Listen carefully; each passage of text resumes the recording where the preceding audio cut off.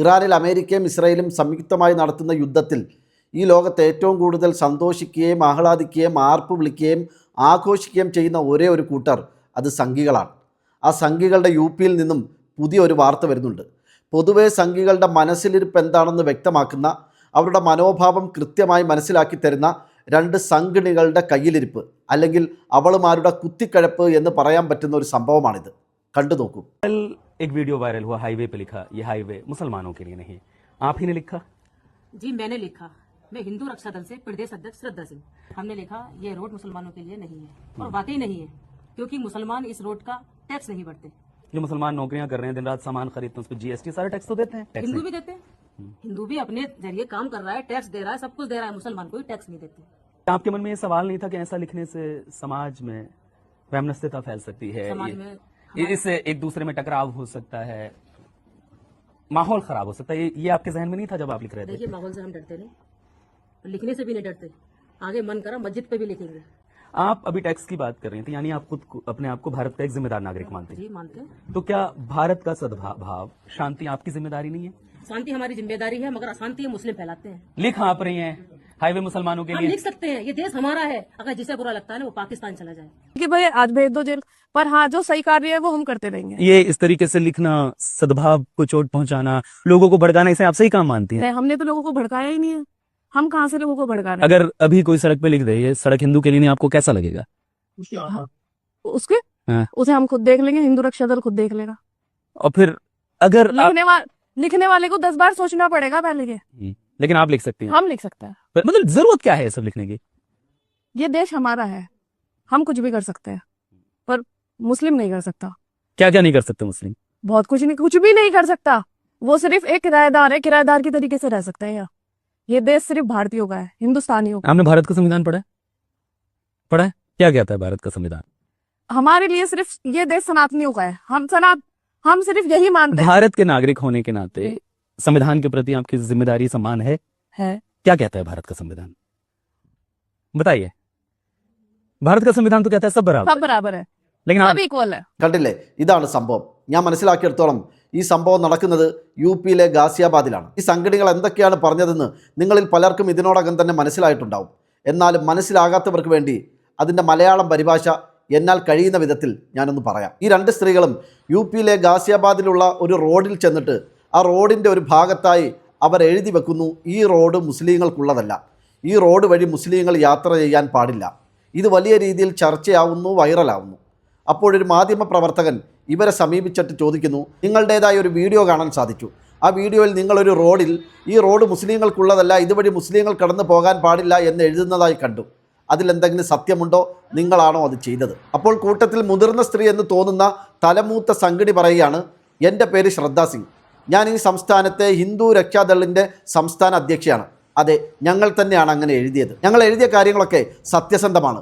ഈ റോഡ് മുസ്ലിങ്ങൾക്ക് അവകാശപ്പെട്ടതല്ല, കാരണം മുസ്ലിങ്ങൾ ഈ റോഡിന് വേണ്ടി നികുതി അടയ്ക്കുന്നില്ല. അപ്പോൾ മാധ്യമപ്രവർത്തകൻ പറയാണ്, മുസ്ലിങ്ങളും ഈ നാട്ടിൽ ജീവിക്കുന്നവരാണ്, അവരിവിടെ ജോലി ചെയ്യുന്നു, കടകളിൽ നിന്നും സാധനങ്ങൾ വാങ്ങുന്നു, ആ വകയിൽ അവരും കൃത്യമായി ടാക്സ് അടയ്ക്കുന്നുണ്ടല്ലോ, പിന്നെന്താണ് നിങ്ങളുടെ പ്രശ്നം? അതിന് മറുപടിയായി സംഘടന പറയുന്നത്, ഹിന്ദുക്കളും ഈ രാജ്യത്ത് ജോലി ചെയ്യുന്നവരാണ്, ടാക്സ് അടയ്ക്കുന്നവരാണ്, രാജ്യവുമായി ബന്ധപ്പെട്ട കാര്യങ്ങളൊക്കെ കൃത്യമായി പാലിക്കുന്നവരാണ്. പക്ഷേ മുസ്ലിങ്ങൾ മാത്രം ടാക്സ് അടയ്ക്കുന്നില്ല, അതിൽ വേറെ ചോദ്യങ്ങളുടെ ആവശ്യമില്ല, അത് അങ്ങനെ തന്നെയാണ്. തുടർന്ന് മാധ്യമപ്രവർത്തകൻ ചോദിച്ചത്, ഇങ്ങനെയൊക്കെ എഴുതിയാൽ സ്പർദ്ധയുണ്ടാവില്ലേ, അതിലൂടെ നാട്ടിൽ പ്രശ്നങ്ങൾ ഉണ്ടാവില്ലേ, അതിനെക്കുറിച്ച് നിങ്ങൾ ആലോചിക്കുന്നില്ലേ, ചിന്തിക്കുന്നില്ലേ? അപ്പോൾ സംഘടന പറയാണ്, ആളുകൾ എന്ത് വിചാരിക്കും, സാഹചര്യം മോശമാവും എന്നൊക്കെ കരുതി ഞങ്ങൾ ഒന്നിനെയും ഭയക്കുന്നില്ല, ഞങ്ങൾ ഇനിയും ഇത് എഴുതും, വേണ്ടി വന്നാൽ മുസ്ലിങ്ങളുടെ പള്ളിക്കുള്ളിൽ കയറി അവിടെയും ഞങ്ങൾ ഇത് എഴുതും. പ്രശ്നകലുഷിതമായ ഒരു അന്തരീക്ഷം ഉണ്ടാക്കിയിട്ടേ അടങ്ങൂ എന്ന രീതിയിൽ പച്ചയായ വെല്ലുവിളിയാണ് സംഘടനകൾ നടത്തുന്നത്. തുടർന്ന് അങ്ങോട്ട് സംഘടനകൾ പറയുന്നത്, ഈ രാജ്യം ഞങ്ങളുടേതാണ്, ഹിന്ദുക്കളുടേതാണ്, സനാതനികളുടേതാണ്, ഇവിടെ ഞങ്ങൾക്ക് ഇഷ്ടമുള്ളത് ചെയ്യും, മുസ്ലിങ്ങളൊക്കെ പാകിസ്ഥാനിലേക്ക് പോയിക്കൊള്ളുക, അവർക്കിവിടെ ഒരു അവകാശവുമില്ല, അവർ ഈ രാജ്യത്തെ വെറും വാടകക്കാർ മാത്രമാണ്. അപ്പോൾ മാധ്യമപ്രവർത്തകൻ ചോദിക്കുന്നു, നിങ്ങൾക്ക് ഭരണഘടനയെക്കുറിച്ച് വല്ല ധാരണയുമുണ്ടോ? ഭരണഘടനയിൽ എന്താണ് പറഞ്ഞിരിക്കുന്നത് എന്നതിനെക്കുറിച്ച് നിങ്ങൾക്കറിയാമോ?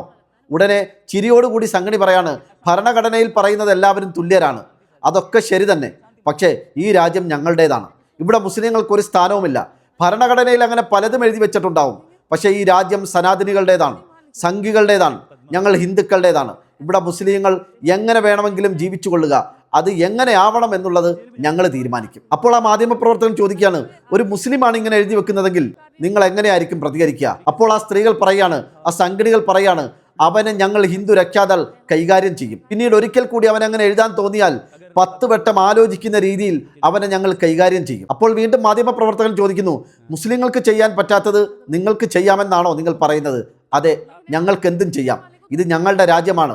ഇത് മുസ്ലിങ്ങളുടെ രാജ്യമല്ല, ഇത് ഹിന്ദുവിൻ്റെ രാജ്യമാണ്. ഇത് സനാതനികളുടെ രാജ്യമാണ്. ഇവിടെ ഞങ്ങൾക്ക് തോന്നുന്നതെല്ലാം ചെയ്യും, തോന്നുന്നതെല്ലാം പറയും. സഹിക്കാൻ പറ്റാത്തവർ, മുസ്ലിങ്ങൾക്കത് സഹിക്കാൻ പറ്റുന്നില്ലെങ്കിൽ അവർക്ക് പാകിസ്ഥാനിലേക്ക് പോകാം. നോക്കൂ, നമ്മുടെ രാജ്യത്തിൻ്റെ അവസ്ഥയാണിത്.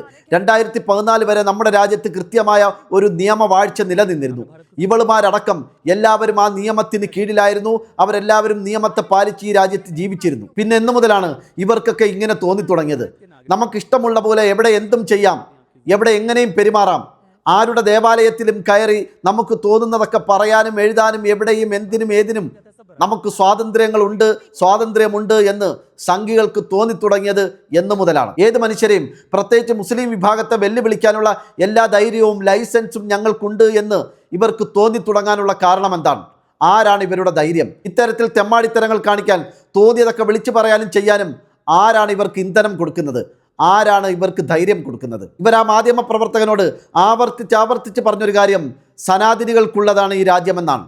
ഈ സനാതന ധർമ്മത്തെയാണ് കുറച്ച് നാളുകൾക്ക് മുമ്പ് ഉദയനിധി സ്റ്റാലിൻ ശക്തമായി എതിർത്തത്. ഹിന്ദുക്കളിലെ അവർണ വിഭാഗങ്ങൾക്കെന്നല്ല, രാജ്യത്തിനും മനുഷ്യവംശത്തിനും തന്നെ ഭീഷണിയാണ് സനാതന ധർമ്മമെന്ന് അന്ന് ഉദയനിധി സ്റ്റാലിൻ പറഞ്ഞത് ഇവരുടെ ഈ പറയപ്പെട്ട, ഇവർ ഈ കാണിക്കുന്ന, ഇവരുടെ പ്രവർത്തന ഭാഗമായി ഇവർ കൊണ്ടു നടക്കുന്ന ഇതേ സംസ്കാരത്തെക്കുറിച്ച്, ഇതേ സനാതന ധർമ്മത്തെക്കുറിച്ചാണ്. ഈ രാജ്യത്തിനൊരു ഭരണഘടന ഉണ്ടെന്നറിയാമെന്നും അതിലെല്ലാവർക്കും തുല്യ അവകാശമാണ് രാജ്യത്ത് വിഭാവനം ചെയ്തിരിക്കുന്നതിനെക്കുറിച്ച് പഠിച്ചിട്ടുണ്ടെന്നും, പക്ഷേ ആ ഭരണഘടനയിൽ പറയുന്നതോ ആ ഭരണഘടന മുന്നോട്ട് വെക്കുന്നതോ ഒന്നും ഞങ്ങൾ അംഗീകരിക്കുന്നില്ല, ഞങ്ങൾ അതനുസരിച്ച് ജീവിക്കാൻ ഉദ്ദേശിക്കുന്നില്ല, മുസ്ലിങ്ങൾക്ക് അങ്ങനെ ഒരു അവകാശം വകവെച്ചു കൊടുക്കാൻ ഞങ്ങൾ തീരുമാനിച്ചിട്ടേ ഇല്ല എന്ന് ഈ സംഘടികൾ, ഈ പുഴുത്ത സംഘടികൾക്ക് പറയാനുള്ള ധൈര്യം എവിടുന്നാണ് കിട്ടിയത്? കുറച്ച് നാൾ മുമ്പ് TG മോഹൻദാസ് പറഞ്ഞത്, എൻ്റെ കയ്യിൽ ഒരു ഭരണഘടന ഇരിപ്പുണ്ട്, അതിന് നല്ല വെയിറ്റാണ്, അത്യാവശ്യം ഒരു പട്ടി വന്നാൽ എടുത്തെറിയാൻ അത് ഉപകരിക്കുമെന്ന് പറഞ്ഞ് ഭരണഘടനയെ ഇകഴ്ത്തി കാണിച്ച, ഭരണഘടനയെ മോശമാക്കിയ, ഭരണഘടനയെ തള്ളിപ്പറഞ്ഞ ആളാണ് TG മോഹൻദാസ്. ആ TG മോഹൻദാസിനെ പോലെയുള്ളവർ നേതൃത്വം കൊടുക്കുന്ന പ്രസ്ഥാനത്തിൽ നിന്നും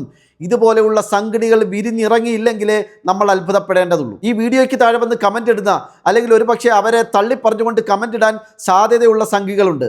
അവരും മനസ്സുകൊണ്ട് അവരോടൊപ്പം ചേർന്ന് നിൽക്കുന്നവർ തന്നെയാണ്. അതുകൊണ്ട് ഇത്തരത്തിലുള്ള അക്രമങ്ങൾ ഉണ്ടാകുമ്പോൾ എല്ലാം നിയമത്തിൻ്റെ കണ്ണിൽ കണ്ട് പോലീസുമായി ബന്ധപ്പെട്ട് നീതി കിട്ടുമെന്നുള്ള പ്രതീക്ഷയിലുള്ള കാത്തിരിപ്പ് മുസ്ലിം സമുദായം അവസാനിപ്പിക്കണം. എന്നിട്ട് കുറേ കാര്യങ്ങളിലൊക്കെ സ്പോട്ടിൽ തന്നെ ശക്തമായി പ്രതികരിക്കണം. കുറച്ചുകൂടെ വ്യക്തമായി പറഞ്ഞാൽ, ഈ രീതിയിൽ നിരന്തരം ജീവിക്കാൻ അനുവദിക്കാത്ത വിധം അക്രമവുമായി നടക്കുന്ന സംഘികളെ പെരുമാറണം.